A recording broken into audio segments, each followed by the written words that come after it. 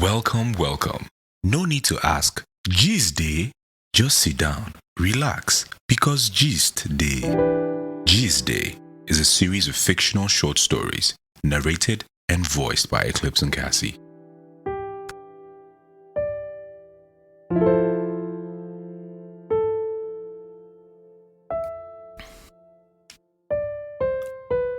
Episode 4, Darling, Part 4.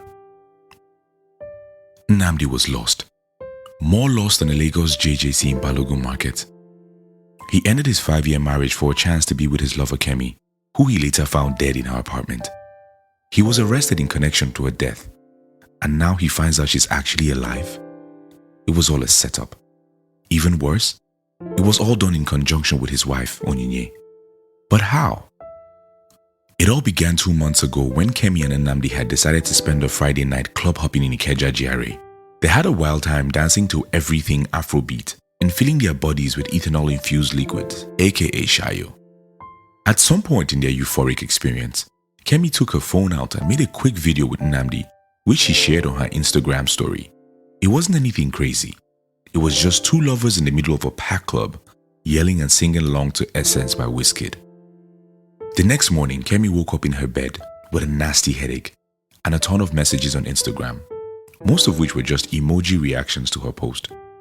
Dealing with a massive hangover, she swiped through mindlessly as it was hard for her to concentrate.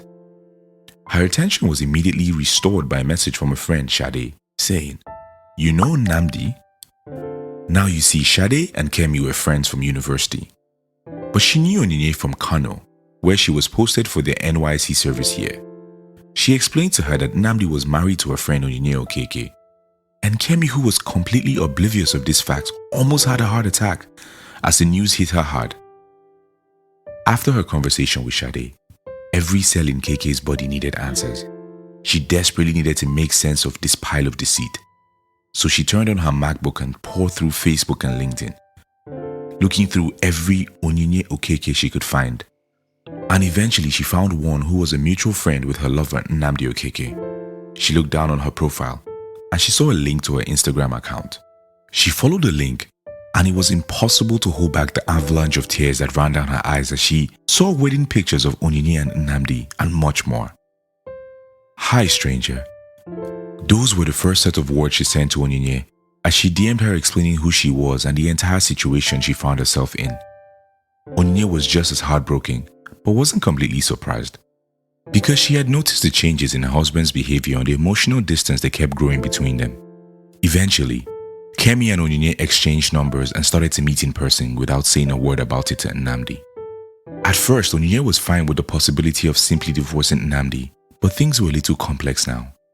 You see, she was 3 months pregnant for Nnamdi, but hadn't told him, because he was never home or in a good mood when he was. It just never felt like the right time. And now she's having lunch with her husband's lover, who just found out that she's also 3 weeks pregnant. So they are plotting the ultimate payback over plates of hot jollof rice and dodo, with a scary level of calm and resolve, because both heaven and hell have no fury like two women scorned.